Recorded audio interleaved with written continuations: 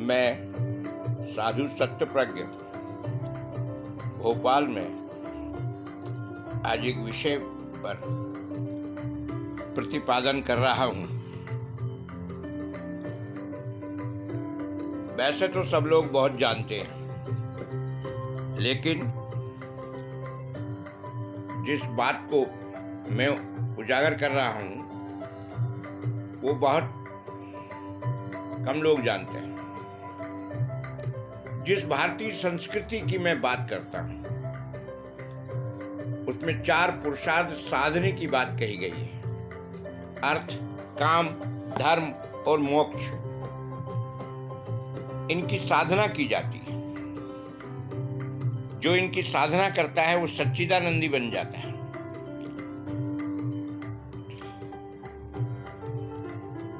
पुरुषार्थ और कर्मयोग और श्रम से अर्थ आता है और अर्थ से हम सुख के साधन खरीदते हैं।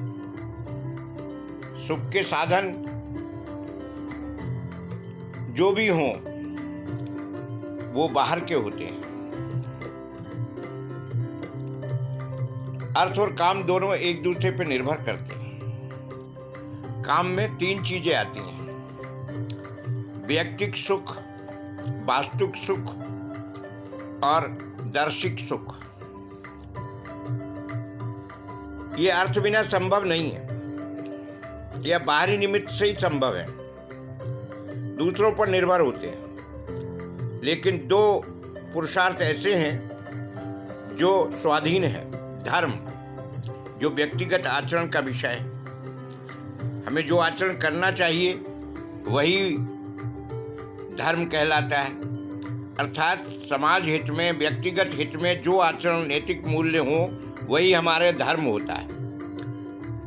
उसके लिए जो कार्यक्रम होता है वो धर्म पंथ होता है। और चौथा होता है मोक्ष, अर्थात कैसी भी परिस्थिति हो, हमारे मन का आनंद कम ना हो, हमारा धैर्य न डोले, हम हर संकट में मुस्कुराते हुए सामना करें।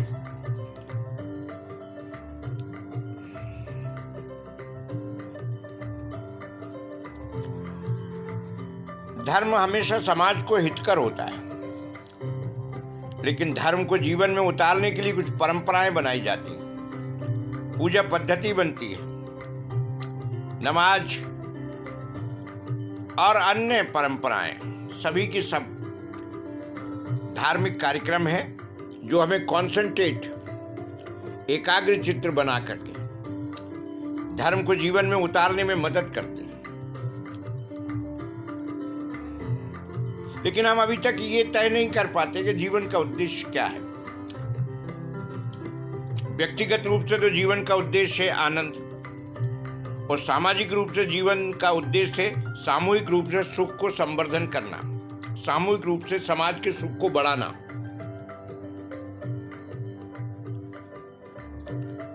और कर्मयोग जब हम आ जाता है तो हमें स्थिति प्रज्ञता आ जाती है। स्थिति प्रज्ञता के बाद हम मोक्ष के आसपास पहुंच जाते हैं, क्योंकि मोक्ष का मतलब है हो या ना हो लेकिन आनंद में डूबे रहें। स्थिति प्रज्ञता कृष्ण में कूट कूट कर भरी थी। इतनी लीलाएं थी उनमें कि हर लीला एक संदेश देती थी और उस पर रिसर्च की जा सकती।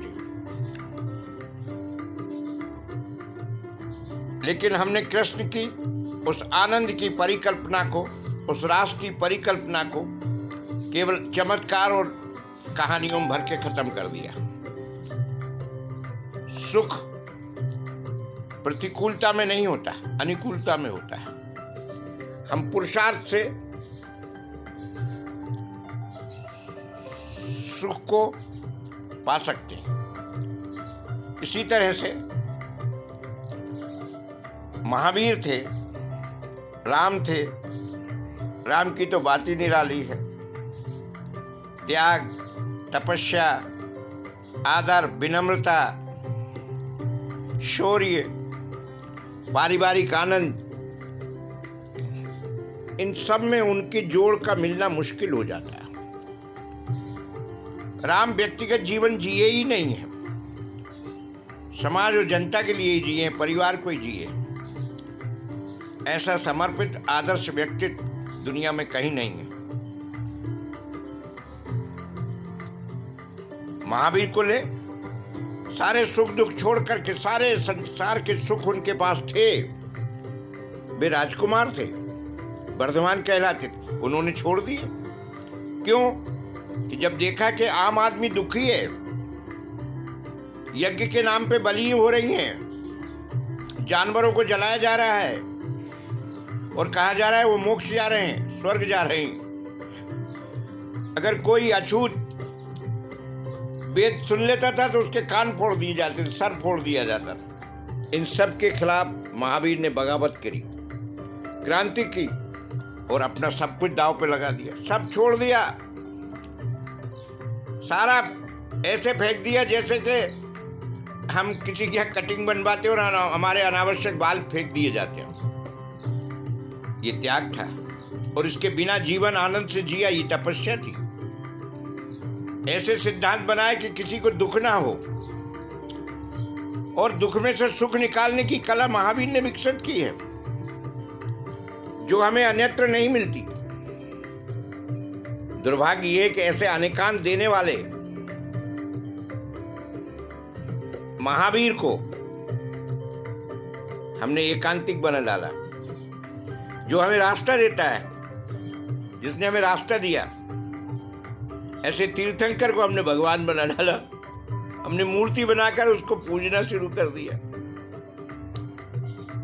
चरित्र में हमारे ये सत्य नैतिक मूल्य इसलिए नहीं उतरे हैं कि हमने इन महामानवों को पूजना शुरू कर दिया। इनको आचरण का विषय नहीं बनाया, इनको प्रदर्शन का विषय बनाया। इनको दर्शन का विषय नहीं बनाया, इनको प्रदर्शन का विषय बना लिया, दिखने का विषय बना लिया। मंदिर जा रहे हैं तो धार्मिक हो गए। मन का दरवाजा बंद है भाई, कहां से धार्मिक हो जाओगे? सोचो तो जरा। इसी तरह बुद्ध को देखिए आप, तथागत ने भी सब कुछ छोड़ा है, करुणा की मूर्ति बन गए। भारत में जितना लोगों ने नहीं समझा, उससे बाहर वाले लोग उनको पा करके आनंद से विभोर हो गए। कुछ दिनों बाद हीनयान महायान बन गया। धर्म पंथ का दो हिस्से हो गए, जैसे जैनियों में दिगंबर श्वेतांबर हो गए। आदि शंकराचार्य ने तो 363 धर्म पंथों को इकट्ठा करके हिंदू धर्म बना दिया। और ये अपने धर्म में जो जरा जरा से थे, इन्होंने दो दो टुकड़े कर लिए। क्यों हुए? आचार्यों के घमंड के कारण। छोटी छोटी बातों पर, जिनका धर्म के नैतिक सिद्धांतों से कोई भी वास्ता नहीं था। वो कपड़े नहीं पहनते थे, उनने शादी नहीं करी थी, उन्होंने शादी की थी, वो रात को निकले थे, वो सुबह निकले थे। ये बोगस बातें। तथागत ने कितनी बड़ी बात कही है जो किसी ने नहीं कही। वो है आत्मा अनित्य है, इसी जीवन के साथ शुरू होती है और खत्म हो जाती है, दीपक की तरह है। संसार में बहुत से महामानव हुए, किसी ने ये बात नहीं कही, किसी धर्म ग्रंथ में नहीं है। किसी न किसी रूप में सब मानते हैं। महावीर के बाद के लोग तो महावीर को सब तिया पाचा कर दिया। दिगंबरत्व का इतना सा अर्थ था, लौकिक जीवन और बाहरी चीजों में अटैचमेंट नहीं रखना, जो दुख के कारण है उनसे दूर रहना। लेकिन ऐसा नहीं हुआ।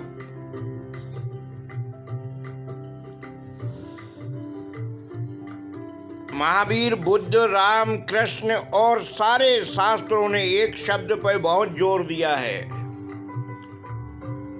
आप थोड़ा सा समझने की कोशिश करें। वो है वेदों में कहा गया है साम्य, साम्य। और आज दुनिया में जो कम्युनिज्म है ना, वो भी कहता है साम्यवाद। कितनी बड़ी बात है। हजारों साल पहले हम कह रहे हैं साम्यवाद, साम्य योग, और आज कम्युनिस्ट देशों में साम्यवाद चल रहा है, व्यवहार में नहीं उतरा। बिल्कुल नहीं, क्योंकि साम्यवाद आ ही नहीं सकता। साम्य, वही महावीर बुद्ध ने सम्यकत्व कहा, सम्यक दर्शन, वही आज जिसे हम संतुलन कहते हैं, बैलेंस कहते हैं, मैग्नेटिक इक्विलिब्रियम कहते हैं। सारी दुनिया के सारे ग्रह इसी चुंबकीय आकर्षण पर टिके हुए हैं। ये बैलेंस बनना चाहिए शरीर में, समाज में, परिवार में, देश में और अंतरिक्ष में। तो हमारा परमात्मा परम सत्य बना रहा है।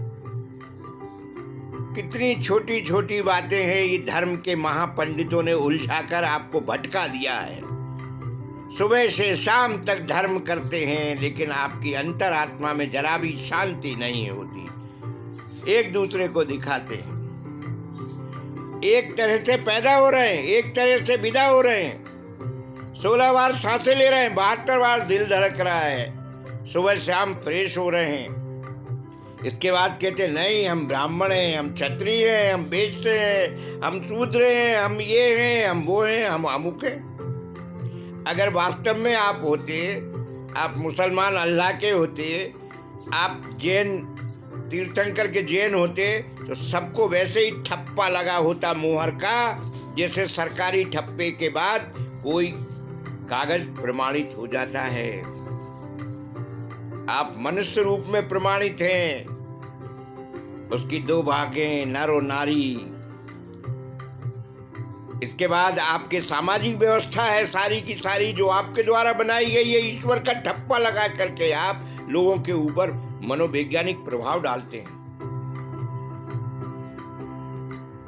मैंने जिन 4 पुरुषार्थों का उल्लेख किया था, उनको आप समझ गए होंगे, और उन्हीं के लिए मैंने 4 आदर्श महामानवों का उल्लेख किया, राम, कृष्ण, महावीर, बुद्ध का, जो भारत की सबसे बड़ी विभूतियां हैं। 2 ट्रेडिशनल पारंपरिक महामानव हैं और 2 क्रांतिकारी महामानव हैं। एक ने कहा जैसी स्थिति उसमें भी आनंद से रह सकते हो, और तीसरे चौथे ने कहा नहीं, अब स्थिति बदल गई, देश काल भाव के, इसको फेंक दो, नई दुनिया रचाओ।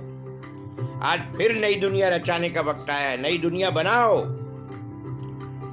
पुराने ढंग के कार्य करने के सारे मेथड आज आउट ऑफ डेट हो गए, उन्हें छोड़ दो। उनने बहुत भला किया था, इसलिए उनको नमस्कार करो, आदर दो, निंदा मत करो।